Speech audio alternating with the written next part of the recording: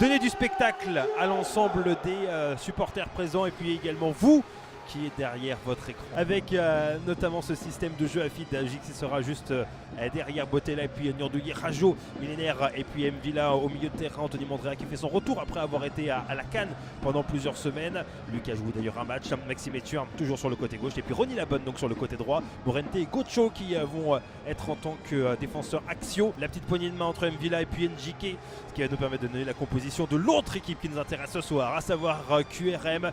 Une formation qui va s'aligner finalement à celle de Gaël Clichy, un 4-3-3 avec Zinga qui sera en pointe, Bouneb qui est plutôt normalement meneur de jeu qui sera sur le côté comme Mandengue, Le Borgne qui fait son retour à Tangana qu'on va découvrir encore un petit peu plus avec NJK, donc j'en parlais il y a quelques instants, le capitaine, Diallo et Pionnier sur les deux côtés de la défense, Thérézin et puis Mounsesse et puis Djoko dans les buts. 2 mois c'est long, c'est le temps qu'il a fallu pour retrouver le stade Michel Dornano pour la formation du stade Malherbe Caen. Dans du soutien à Maxime Ethieu, il revient dans l'axe, attention ouais, et ce ballon récupéré avec Zinga, grosse occasion de but, que va dire l'arbitre? Est-ce qu'il va y avoir penalty? Est-ce qu'il va y avoir carton rouge? Ça c'est une certitude pour Didier Gocho, 9 minutes de jeu, le premier immense tournant dans cette rencontre. Et Caen qui va devoir poursuivre cette rencontre, il n'y aura pas de penalty mais qui va devoir poursuivre cette rencontre à 10 contre 11. Il va y avoir un coup franc aussi très intelligent, très intéressant pardon. Première grosse occasion, en tout cas ça c'est sûr pour QRM. Jordan Le Borgne finalement, la frappe qui va passer au-dessus de la cage d'Anthony Mandrea. On l'avait joué à 2 cette situation là. Petite situation et peut-être travailler sans doute à l'entraînement avec Ismaël Bouneb. Lorenzo Rajo, titulaire vraiment en début de saison et qui a marqué un petit peu le pas, comme beaucoup de joueurs d'ailleurs du stade Malherbe Caen. C'est pour ça qu'il y a eu quelques défaites, ou en tout cas qu'il y a eu des non-victoires. Allez, Afid avec Maxime Ethieu, le centre pour peut-être trouver Armand Nyandouye qui va être au second poteau et qui va toucher ce ballon de la tête. Il était au-dessus de tout le monde là sur ce coup-là, Armand Nyandouye. Mais le ballon qui va passer juste à côté. C'était pas forcément simple à pouvoir remettre là. Ouais, le duel avec Diallo il me semble.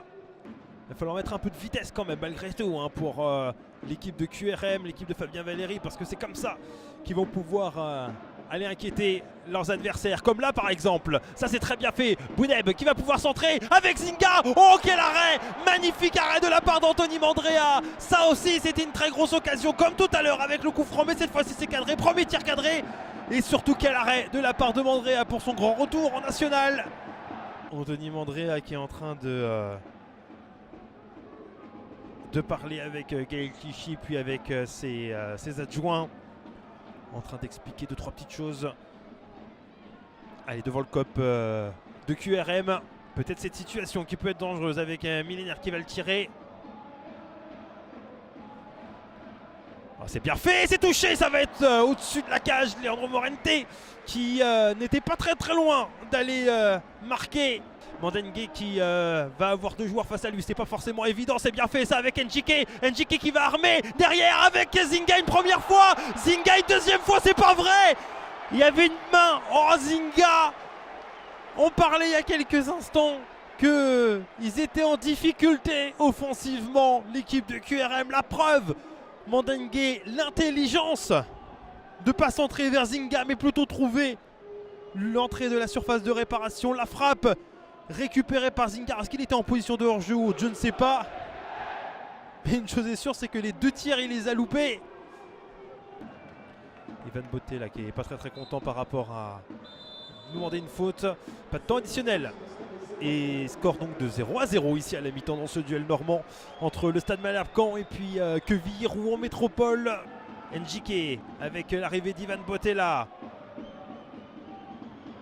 Oh, c'est bien fait, c'est très bien fait. Tony NJK qui va passer, qui va frapper. Ce sera touché par Anthony Mandrea encore une nouvelle fois. Le ballon ne semblait pas être cadré de là où on est positionné, mais avec l'effet, avec...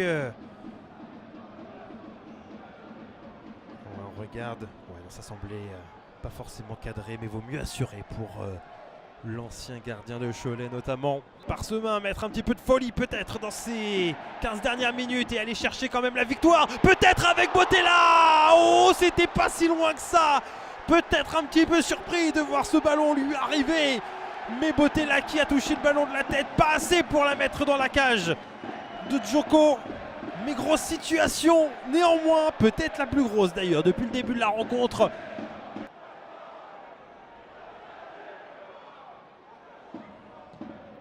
Le centre avec Parsemin pour trouver Lorenzo Raggio qui va frapper. Oh, on n'était pas très loin justement de ce but. Quelle frappe de Lorenzo Raggio et surtout quel arrêt signé de Ouparine Djoko. Il va y avoir un corner.